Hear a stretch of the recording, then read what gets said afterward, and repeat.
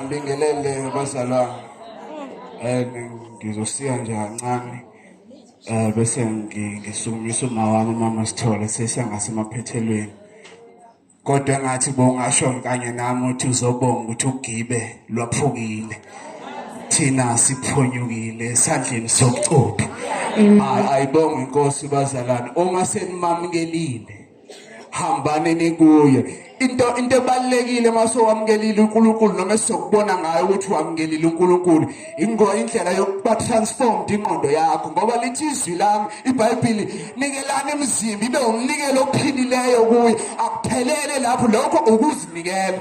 Amen basa. Kodwa ukuhlala kuye nigcile ukuthi ingqondo iguqula kanjani ukuthi whenever uhlangana ne situation kuwena kuvuka inyama kodwa kuvuka izwi, ukuze whatever ohlangabezana empilweni ukwazi ukuyi-overcome kumele ngabe whatever ohlangabezana kuvukisi bese inyama ithi mayivuka iphikisana nezi kodwa activities uthe yena akaseniki umthwalo ongaphezulu kwamandla ethu uthi hlalani eJerusalema ngoba senimamkelile ukuthi eJerusalema kunezinkinga kunezihlupheko uthi eJerusalema isivi yakhe ayithathwa akusho ukuthi isithembiso asiswangayo hlalani eJerusalema ngoba ukhibelo ophukile kubuze ukuthi usibona noqhubeka kanjani nempilo wayesengcono kade isidakamiswa inkinga sifuyukile ogibela abacuphi ingakho masenimamkelile hambanini kuye. Amen. Akususha wena ukuthi ukuye kodwa uzothi intonga nodolo lakhe zangiduduza.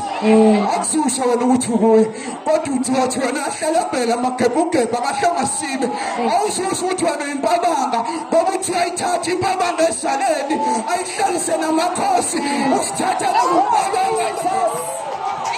Oh yes. Hey. Yo. Ukulalela.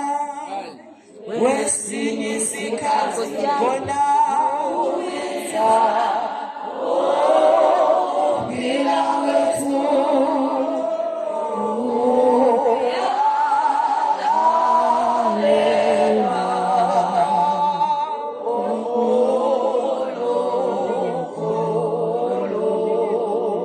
Baba wethu namandla wonke siyathoba kuwe. Siyathoba uwe moya ingcwele ntambama. Sukhulumile baba sizwile. Bazwile abantwana bakho uNkulunkulu wethu oyingcwele. Lelizwi namhlanje bebekelwe bona. Ngoba Nkosi yami khona libazuzile khona lizobazuza. Khulumile baba wethu oyingcwele. Baba wethu umuhle. Endabeni yakho Nkosi engcwele uyabonelela. Uyabonelela Nkosi yami mase kunesomiso. Uyabonelela Nkosi olungile uma sekunendlala. Uyibonile Nkosi yami indlala yezwi lakho kubantwana bakho. Uyibonile Nkosi yami indlala yokuthi asibonge namhlanje Nkosi yami sizobonga. Ithi Nkosikazi anginalutho, anginabantwana, anginalutho. Kodwa nami ngikhuphuka nabakhuphukayo ngoba ngiyobonga nabantwana bakho abasoyingcwele. Sikhuphuka nabo sibandla, sikhuphuka nabo bengasebenzi, sikhuphuka nabo ngasibefaka ama-CV angathathwa, sikhuphuka nabo behlaselwa zindakamiswa, sikhuphuka nabo ngasibexakile emphefumulweni. Abanye Nkosi badela Nkosi impilo yabo bayazibulala Nkosi ngakho konke sicela ukukhuphuka nabo namhlanje. Baba wethu oyingcwele ezikoleni esihambisa kuzo abantwana bethu bahlaseliwe Nkosi ngohlobo olumangalisayo.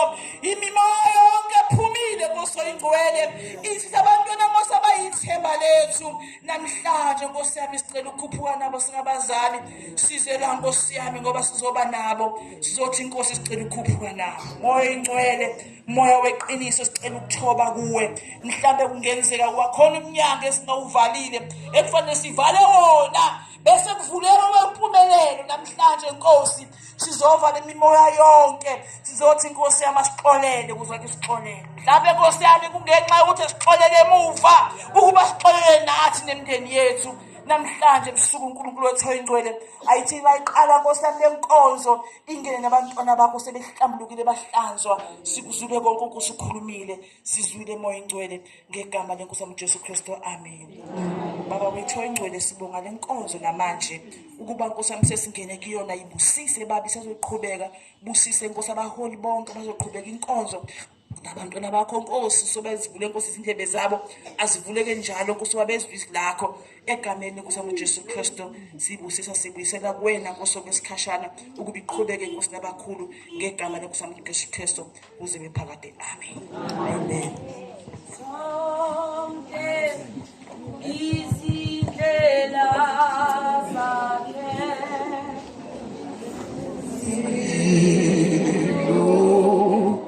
Gile futhi ziphakele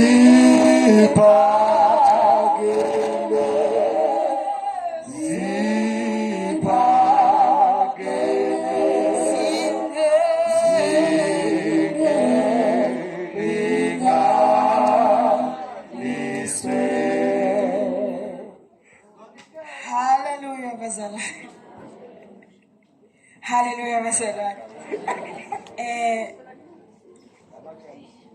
Sengiyibuyiseliwe inkonzo sengiqedile okwami isigaba esilandelayo njengamanje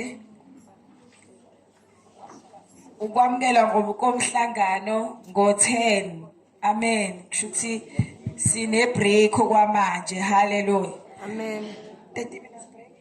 30 minutes break bese ke kungena enye inkonzo amen ngiyabonga kakhulu Awehle